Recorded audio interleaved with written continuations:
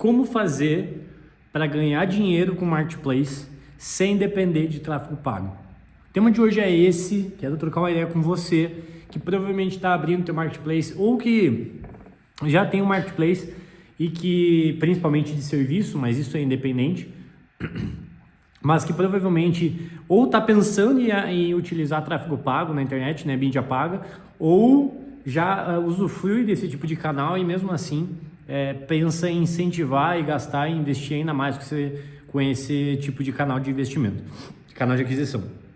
Então já começa aqui, já se inscreve aqui no canal, dá o seu like para que mais pessoas saibam desse vídeo e venham comigo.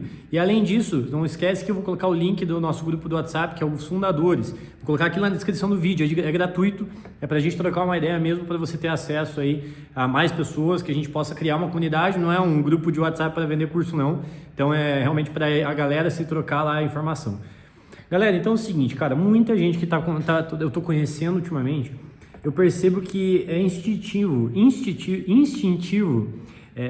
na nossa época em que a gente está, né? Hoje a gente está falando de 2026, em que as mídias tradicionais meio que saíram da mente das pessoas em troca de ter entrado aqui as mídias sociais. E isso é muito legal porque em uma época em que só se falava em mídia tradicional como rádio e TV, você tinha uma mídia extremamente inacessível para a maior parte das empresas e companhias. E aí, com a entrada das mídias sociais, isso democratizou absurdamente. Não só o custo de aquisição de lead reduziu drasticamente, como também a quantidade de dados que você tem acesso e poder ali na mão para poder manipular esses dados a seu favor. Então, você tem um custo de aquisição baixo e um aumento de quantidade e qualidade de dado, coisa que rádio e televisão literalmente não tem. E aí, qual que é o grande fator disso? Que aí, a partir disso, você consegue estruturar um funil de aquisição, né, um funil de marketing, que realmente consiga, ao invés de fazer marketing para uma grande massa, você focar naquele lead que é o teu potencial. Beleza? Até aqui é um contexto geral e é bacana e importante para a gente entender. Porém, a gente tem que lembrar que cada produto, cada business, cada negócio, ele tem o seu tipo de... Ele tem as suas peculiaridades e tem principalmente o seu ponto-chave de forma de aquisição, ou seja, o seu canal principal de aquisição. Em um livro que eu já comentei aqui para vocês, e em um dos meus vídeos, um dos primeiros vídeos do canal sobre quais livros eu acho que você deveria ler, um vídeo muito clássico que se chama Traction. Na época eu li, porque só tinha inglês, mas acho que agora já tem português, que é Tração. E lá, se eu não me engano, cara, eu não vou lembrar de cabeça, e o número que eu vou falar não importa tanto, mas ele tinha lá 19, 20 canais de aquisição de marketing que ele mapeou no mercado, e hoje, se eu não me engano, na nova edição, acho que tem até mais. O número em si não importa se é 19, 20, 22. O importante é que para você ter uma ideia da capilaridade e possibilidade que você tem de aquisição. Então, por que você fica focando só em tráfego pago? É uma pergunta que eu faço para você, é uma provocação. Você pode falar, pô Yuri, você acabou de me dar um contexto que é relevante. Por que eu vou colocar meu dinheiro em mídia tradicional se você acabou de me falar que o custo de aquisição é menor e eu tenho mais potencial de dados? Beleza, só que o outro fator é o seguinte: quando você coloca tua única tentativa, tua única arma no tráfego pago como uma bala de prata, você entende que esse é o único caminho, e não é. E qual que é o problema de achar que esse é o único caminho? O tráfego pago para Marketplace é um grande problema pelo seguinte motivo. No Marketplace, em geral, você vende produtos ou serviços que, em geral, são serviços pontuais. E mesmo que sejam recorrentes, e talvez a gente pode entrar aqui numa outra seara, mas principalmente serviços de aquisição de serviços pontuais, você tem um custo de aquisição que não comporta aquele LTV. Você não comporta aquele ticket que ele te dá de retorno de faturamento.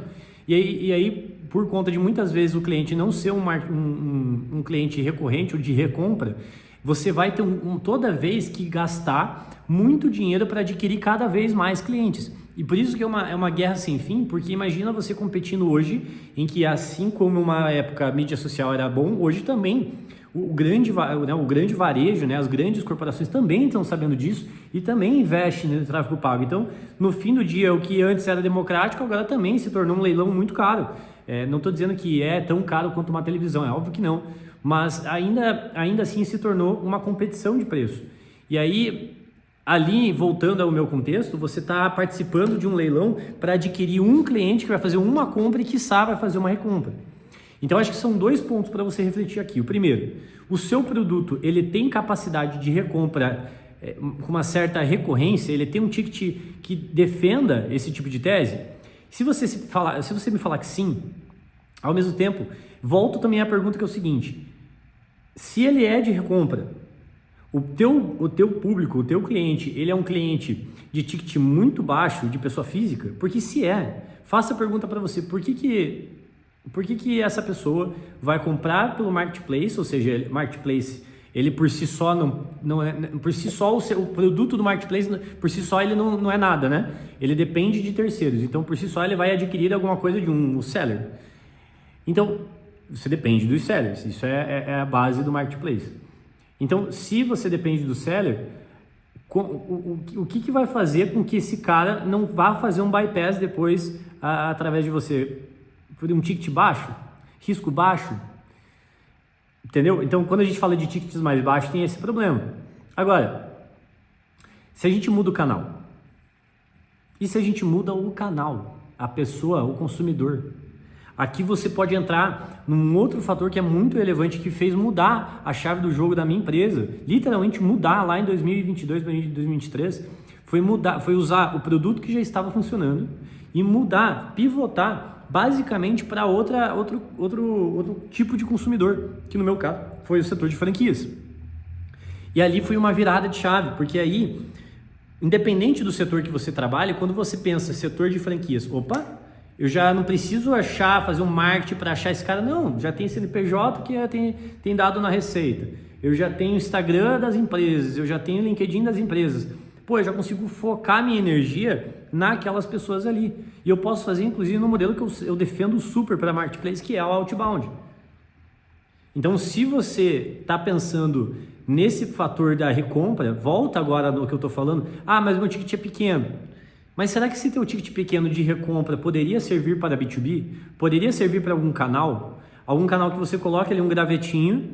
Eu sempre falo isso, né? Que é como se tivesse imagine que no mundo existem vários formigueiros que você poderia colocar um graveto e desse graveto sairia várias formiguinhas. Essas formiguinhas seriam as suas demandas. Porque é muito mais barato você achar um formigueiro e esse formigueiro te trazer demanda do que você ficar procurando formiga. Então é muito mais barato você achar um formigueiro. Talvez possa ser mais caro no início, mas o retorno sobre o investimento é muito maior. E aí, quando você muda esse tipo de canal, você larga o tráfego pago. Yuri, posso usar também o tráfego pago como uma ferramenta para adquirir o canal? Pode. Mas por que eu não aconselho você a fazer? Porque em muitos dos casos das pessoas que me assistem aqui, muitas das pessoas ainda estão em aprendizagem da oferta. Então, se você ainda está em aprendizagem de qual o melhor pitch, de qual o melhor canal, de qual o melhor produto, de qual o melhor ticket, por que você já vai gastar um mundaréu de dinheiro fazendo oferta no social, né? Fazendo oferta no Instagram, fazendo oferta no Facebook, se nem você tem certeza absoluta da melhor oferta? Aí você pode também me refutar. Você vai falar, mas Yuri, lá eu posso testar também? Pode, mas você concorda que você vai gastar uma energia gigantesca, vai gastar dinheiro para testar uma coisa que você pode fazer muito mais barato, que é literalmente pegar o telefone na mão, ligar e testar o pitch. Quanto você gastou? Nada. Teu tempo só que, convenhamos, no começo da empresa não vale nada. A gente fala que o tempo do sócio é mais valioso. E em tese só que você concorda que no começo ela não vale nada. Vai demorar um tempo para ela começar a valer muito dinheiro, a ponto de você começar a colocar gente, colocar outras coisas que você fala, cara, eu não posso ficar me dedicando o meu tempo, sendo que eu gero muito mais valor em outras coisas aqui.